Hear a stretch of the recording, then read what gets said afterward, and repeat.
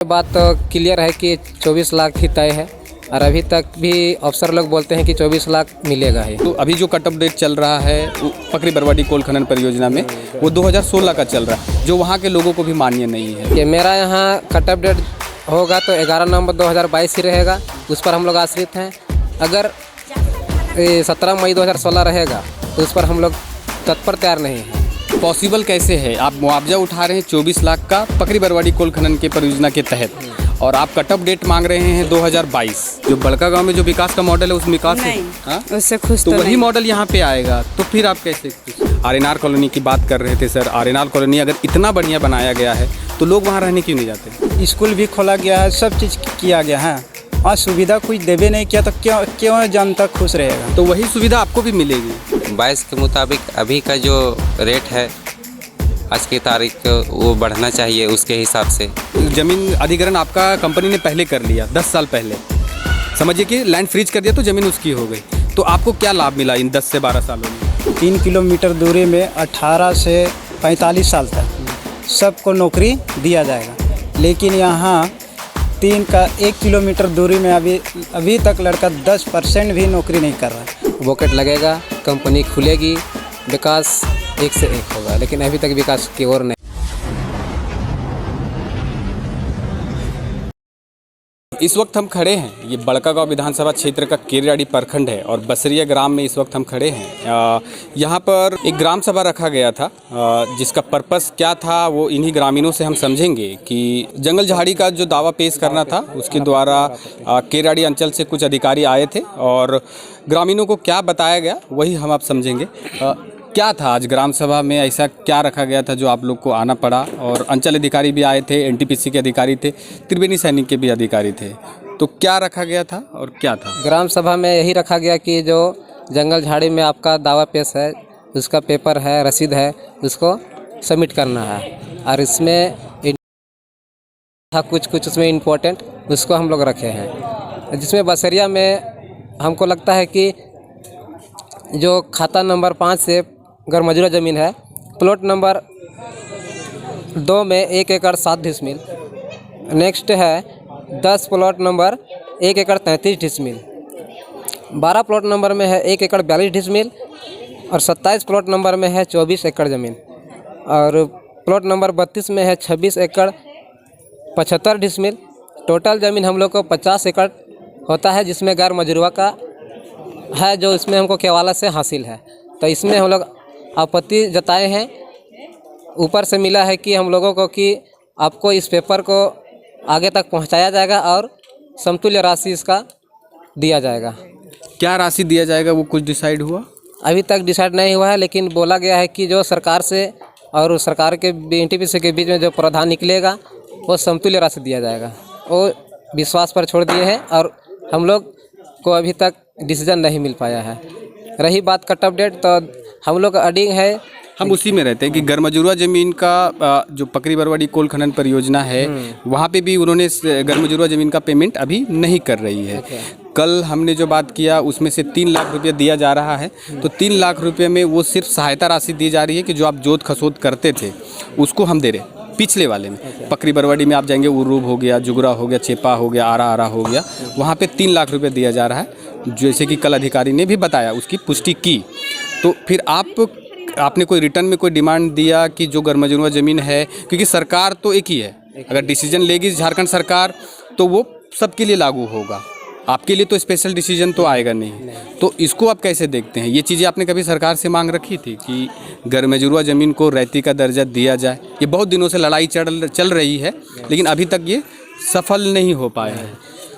तो जैसे सरकार ने निकाला है इसका जो चिट्ठी, तो सरकार ही द्वारा निकला है, तो उसमें हमारा अगर रैयती दर्ज होता है तो उसमें 24 लाख रुपए मिलेगा, अन्यथा जो कंपनी अपना समतुल्य राशि प्रधान लोग भी आश्रित होना अनिवार्य है। एक सवाल और मेरे रहेगा कि आपको पता है कि आपकी ज़मीन का जो रेट है बढ़ने नहीं दिया, उसको फ्रीज कर दिया गया था। 2004 में सेक्शन 4 लगा, 2005 में सेक्शन 5 लगा, उसके बाद 9 या 10 में सेक्शन 9 लगा, मतलब 10 से 12 साल आपकी ज़मीन का रेट को फ्रीज कर दिया गया।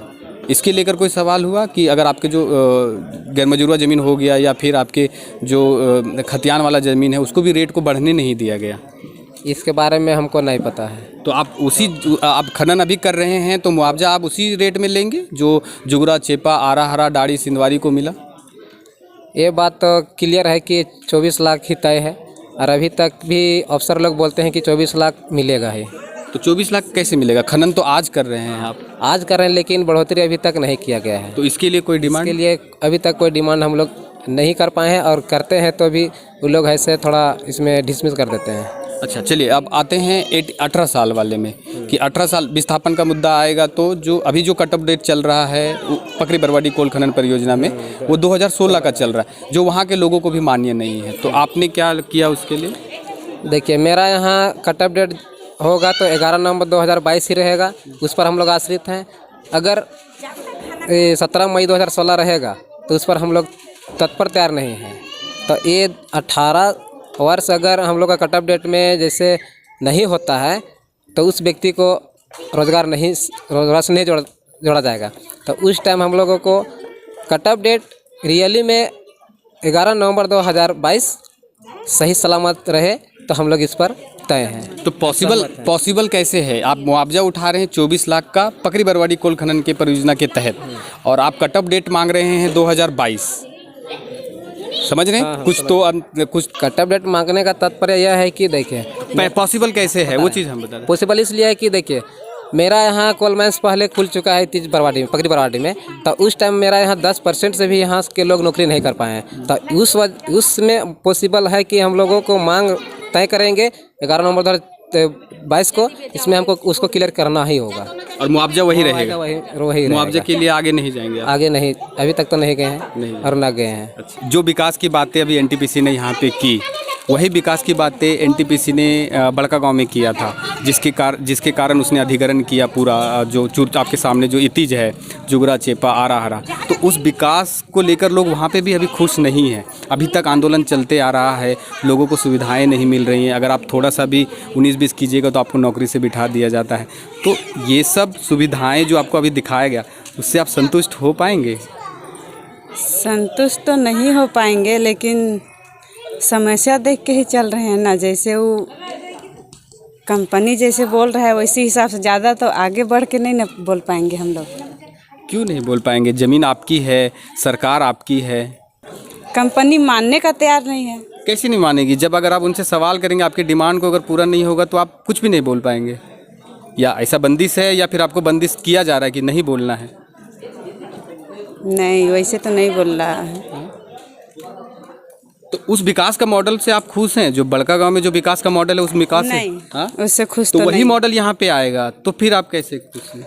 उसमें खुश तो नहीं है। तो मॉडल तो चेंज नहीं करेगा, अधिकारी तो वही है, कंपनी भी तो वही है, मॉडल तो चेंज नहीं होगा, कुछ अलग आपके लिए स्पेशल तो नहीं आएगा। नहीं, जो मॉडल जो दिखाया गया बड़का गांव को, पूरे एरिए को, वो मॉडल से अभी लोग वहाँ पे भी अभी खुश नहीं हैं। अभी भी आंदोलन चल रहे हैं, लोग अपनी ज़मीनों पर बैठे हैं, धरना दे रहे हैं। तो वो मॉडल अभी तक वहाँ पे स्कूलों 12 साल हो गए, 12 साल में अभी तक ढेंगा में स्कूल चालू नहीं हो पाया। आरएनआर कॉलोनी की बात कर रहे थे सर, आरएनआर कॉलोनी अगर इतना बढ़िया बनाया गया है तो लोग वहाँ रहने क्यों नहीं जाते? देखिए, वो ढेंगा बनाने से नहीं होगा। जैसे कि वहाँ स्कूल भी आज तक वहाँ चालू करवाया गया है ना, नहीं किया, अभी भी नहीं किया है। जब वहाँ स्कूल भी खोला गया है, सब चीज़ किया गया है, वहाँ सुविधा कुछ देवे नहीं किया तो क्यों जनता खुश रहेगा? तो वही सुविधा आपको भी मिलेगी। वो सुविधा ना लेकर हम लोग को अच्छा सुविधा दे। जैसे कि स्कूल में स्कूल खुला गया तो वहाँ बच्चा पूरा वहाँ दे, यानी कि लेगा तब ना बची थी जनता देगा बच्चा वहाँ, और लेवे नहीं करेगा तो कहाँ से बची थी जनता देगा वहाँ? ना शिक्षा का है ना कुछ का है, ठिकान नहीं, तो क्या वहाँ जाएगा? वहाँ सब चीज़ का टीचर उचर जितना होगा सब चीज़ देगा तब ना वहाँ बच्चा जाएगा। वहाँ कोई चीज़ का वहाँ इतने करवे नहीं किया है। अच्छा, एक सवाल वही है, इनसे जो सवाल किए हैं वही सवाल रहेगा कि 2009 से मतलब करीबन 12 साल 13 साल पहले आपकी लैंड का जो वैल्यू बढ़नी चाहिए थी उसको फ्रीज कर दिया गया, नहीं बढ़ने दिया गया, और आप मुआवजा उसी रेट में उठाएंगे, पीछे वाले रेट में, जब से लैंड फ्रीज हुआ तब से। तो इसके बारे में आप कभी सोचे नहीं? कभी आप लोग पढ़े लिखे युवा हैं? नहीं, बिल्कुल हम तो इसमें कहना चाहेंगे कि जो है कि वो 22 के मुताबिक अभी का जो रेट है आज की तारीख को वो बढ़ना चाहिए उसके हिसाब से, क्योंकि वो है कि पहले से वहाँ कोयला माइंस का खनन चालू हुआ था और हम लोग का आज का कट ऑफ डेट रखा गया है। तो हम यही कहेंगे कि उसके लिए उचित प्रावधान और उचित मुआवजा के साथ हम लोग को विस्थापित किया जाए। उसमें होगा कि जितने लोग भी 18 साल से ऊपर है उन लोग को तो नौकरी दिया जाएगा, लेकिन उसके बावजूद जो 18 साल से जो नीचे हैं उसके लिए क्या प्रावधान है ये चीज़ हमको मालूम नहीं है, क्योंकि हम लोग तो विस्थापित हो रहे हैं। समस्या तो उनके भी है, सिर्फ मेरी समस्या नहीं है जो कि 18 साल से ऊपर वाले की ही समस्या ये नहीं है, बल्कि नीचे वाले लोग को भी के लिए भी समस्या ये चीज़ है। चलिए, आप एजुकेटेड लग रहे हैं, पढ़े हुए लग रहे हैं। 10 से 12 साल हो गया कंपनी को आए हुए। ज़मीन अधिग्रहण आपका कंपनी ने पहले कर लिया, 10 साल पहले समझिए कि लैंड फ्रीज कर दिया तो ज़मीन उसकी हो गई। तो आपको क्या लाभ मिला इन 10 से 12 सालों में?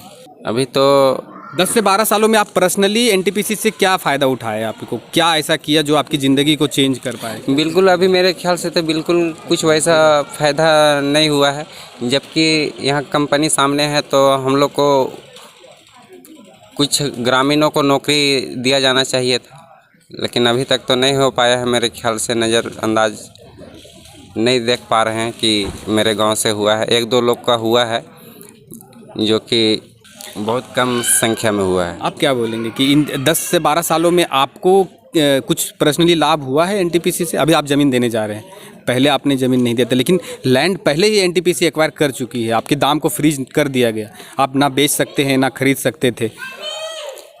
अभी तो ऐसा तो जैसे कि अभी यहाँ बोला गया था कंपनी में, जैसे कि बोला था कि 3 किलोमीटर दूरी में 18 से 45 साल तक सबको नौकरी दिया जाएगा। लेकिन यहाँ 1 किलोमीटर दूरी में अभी तक लड़का 10% भी नौकरी नहीं कर रहा। अभी लगभग यहाँ में 20% करना चाहिए। तो ग्राम सभा तो दे दिया आपने? ग्राम सभा दे दिया गया है तो अब विचार भी करना ही चाहिए।